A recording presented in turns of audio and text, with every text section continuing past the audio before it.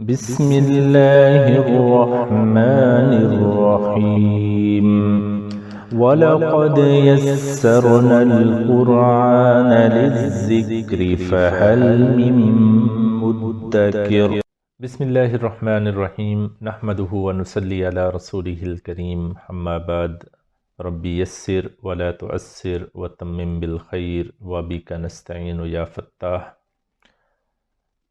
معزز ناظرین و سامعین، السلام علیکم ورحمۃ اللہ وبرکاتہ۔ آج کے اس سبق سے ہم اسماء مشتقہ کا آغاز کرنے جا رہے ہیں، جو کہ 2 لیکچرز پر مشتمل یہ سیریز ہوگی۔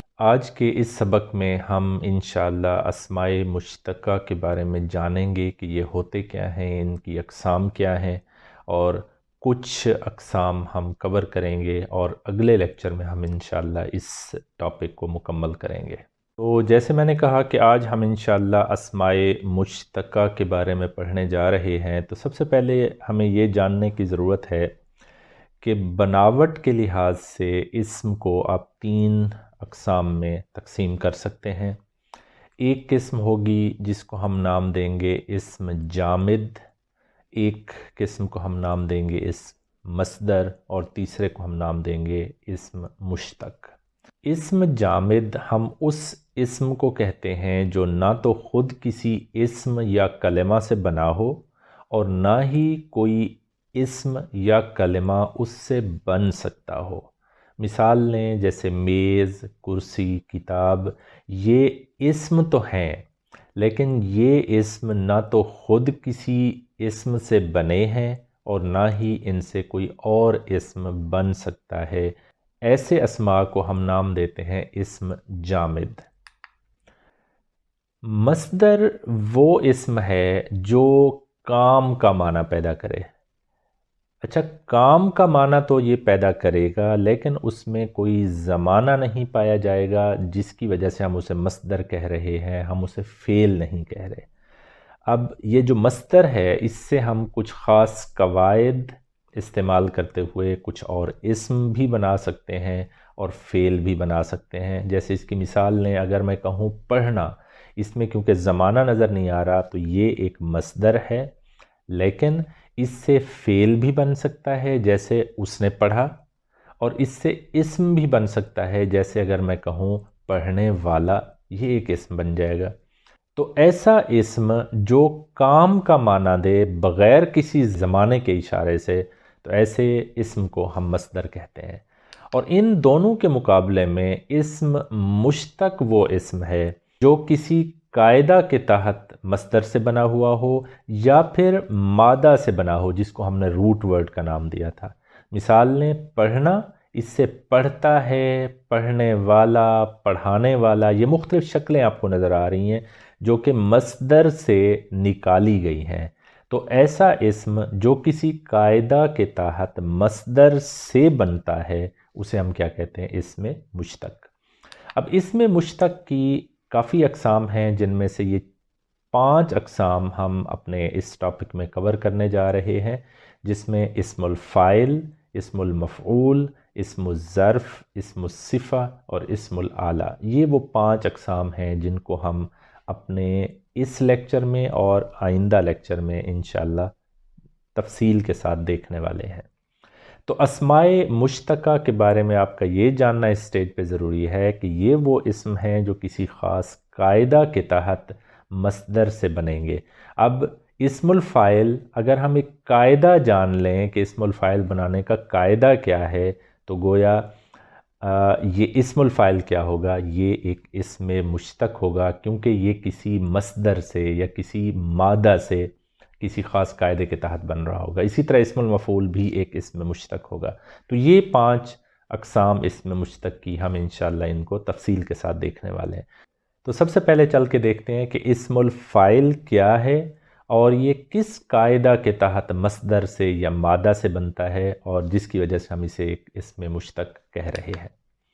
اسم الفاعل وہ اسم مشتق ہے جو کسی کام کے کرنے والے کا مفہوم پیدا کرے، کہ کام کا نام تو ہو گیا، لیکن اب اس کام کو کرنے والا کون ہے، یہ اسم الفاعل کہلائے گا۔ مثال لیں، ہم نے مصدر سپوز پڑھا ہے لکھنا، یہاں سے لکھنے والا یہ کیا ہو گیا؟ یہ اسم الفاعل ہو گیا، کیونکہ یہ کام کے کرنے والے کا مفہوم دے رہا ہے۔ کرنے والا، مارنے والا، دیکھنے والا، سننے والا، یہ سارے وہ اسماء ہیں جو کسی کام کے کرنے والے کا مفہوم پیدا کر رہے ہیں، اور کیونکہ یہ کسی خاص قاعدے کے تحت مصدر سے بن رہے ہیں لہٰذا یہ اسم مشتق ہے۔ سب سے پہلے دیکھتے ہیں کہ ابواب ثلاثی مجرد سے اسم الفاعل کیسے بنتا ہے۔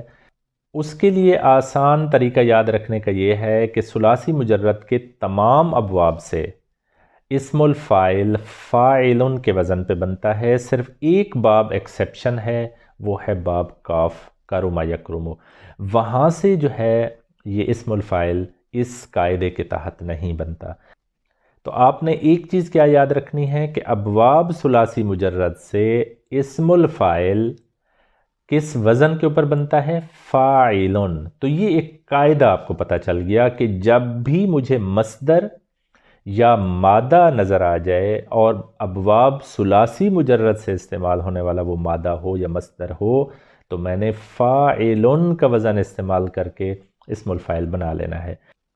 اس کی مثال دیکھیں، جیسے نون صاد را یہ مادہ ہے، باب نون ناصرہ ینصرو سے، اس سے فاعلن کے وزن پہ اسے لے آئیں تو یہ کیا بنے گا؟ ناصرن، مدد کرنے والا۔ اسی طرح باب فا سے فاتحہ یفتح سے دیکھیں، فاتحن، کھولنے والا۔ زاد را با مادہ، باب زاد سے اگر دیکھیں، زاریبن، مارنے والا۔ سین میم عین مادہ اور باب سین سے لے آئیں سامعہ یسمعو سے، سامعن، سننے والا۔ ہا سین با مادہ، باب ہا حاسبن، اس سے آپ بنائیں تو یہ کیا ہے؟ گمان کرنے والا۔ کاف را میم کارما یکرمو، کاف باب سے، یہ ایک ایکسیپشن ہے جو میں پہلے بتا رہا تھا کہ ابواب ثلاثی مجرد کا جو اسم الفاعل ہے وہ فاعلن کے وزن پہ آتا ہے، باب کاف سے جو اسم الفاعل ہے وہ کریمن کے وزن کے اوپر آ رہا ہے۔ تو یہ آپ کو ایک قاعدہ پتہ چل گیا کہ ابواب ثلاثی مجرد سے اگر اسم الفاعل بنانا ہو تو آپ نے فاعلن کے وزن کو یوز کرنا ہے سوائے باب کاف کے۔ لیکن ابواب ثلاثی مزید فی سے جب ہم اسم الفاعل بناتے ہیں تو اس کا قاعدہ مختلف ہے۔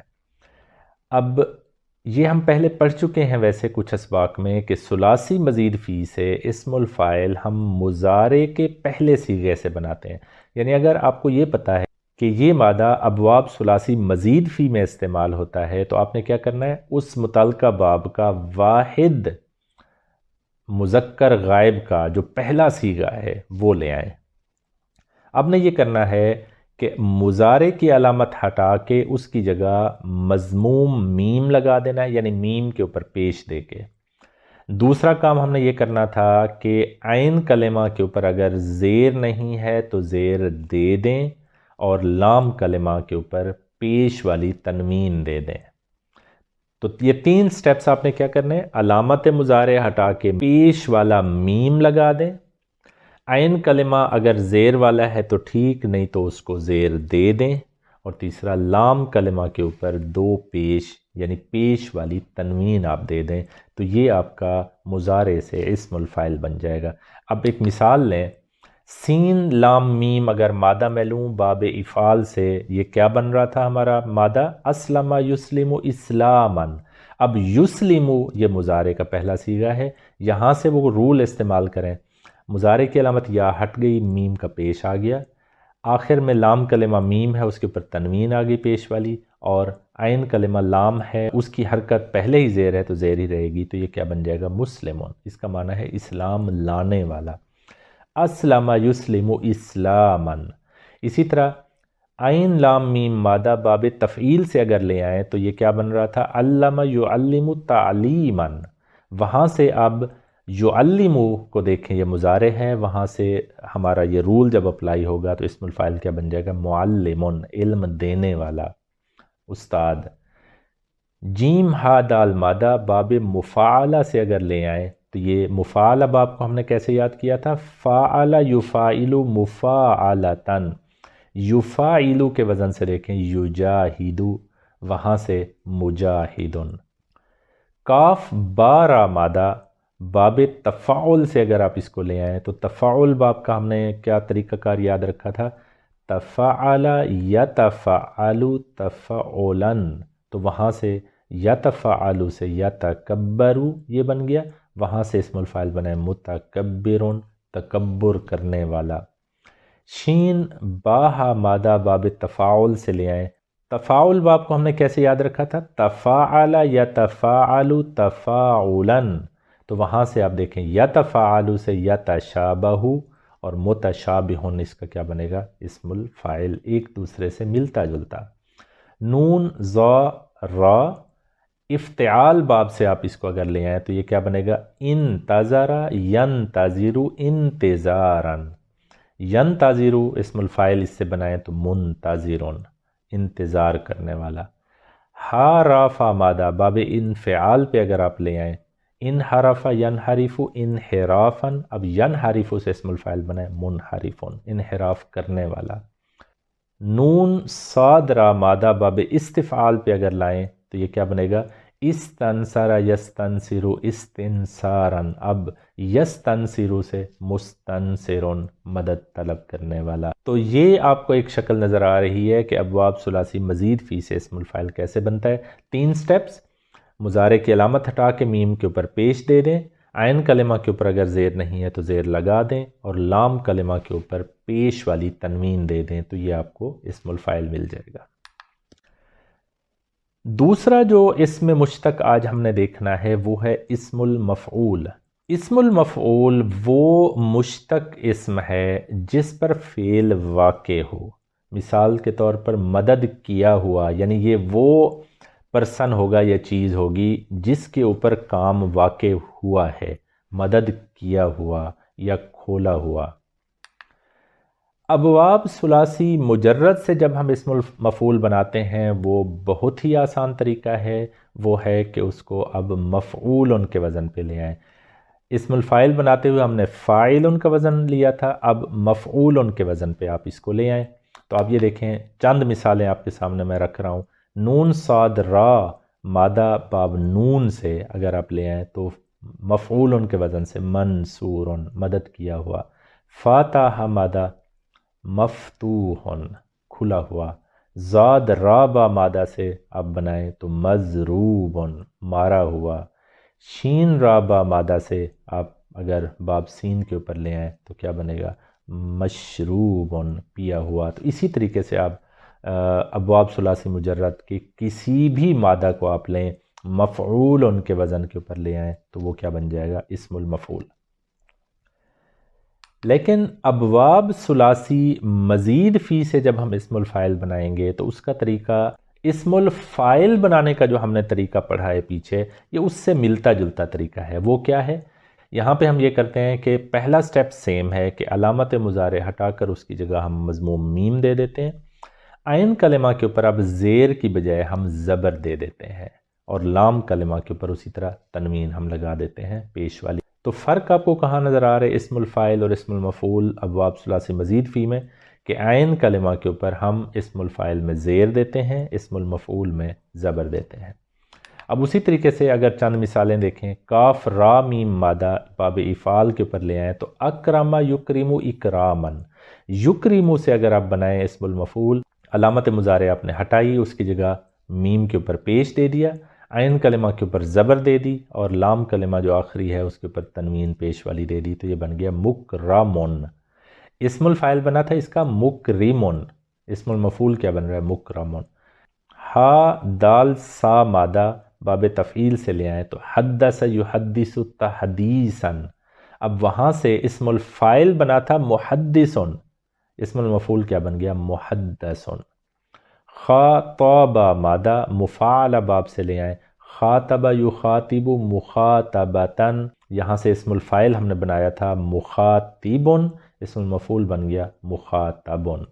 फ़ा रा क़ाफ़ मादा बाब तफ़ाउल पे ले आए तो तफ़र्रका यतफ़र्रकु तफ़र्रुकन, यतफ़र्रकु मुज़ारे का पहला सीगा है, यहाँ से इस्मुल फ़ाइल बनाया था हमने मुतफ़र्रिकुन, اب اسم المفعول کیا بنے گا؟ متفرقن۔ نون زارا مادہ آپ اگر لے آئیں افتعال باب پہ تو انتظر ینتظر انتظارن، یہ ہم نے پہلے اسم الفاعل بنایا تھا منتظرن، اور اسم المفعول کیا بن گیا؟ منتظرن۔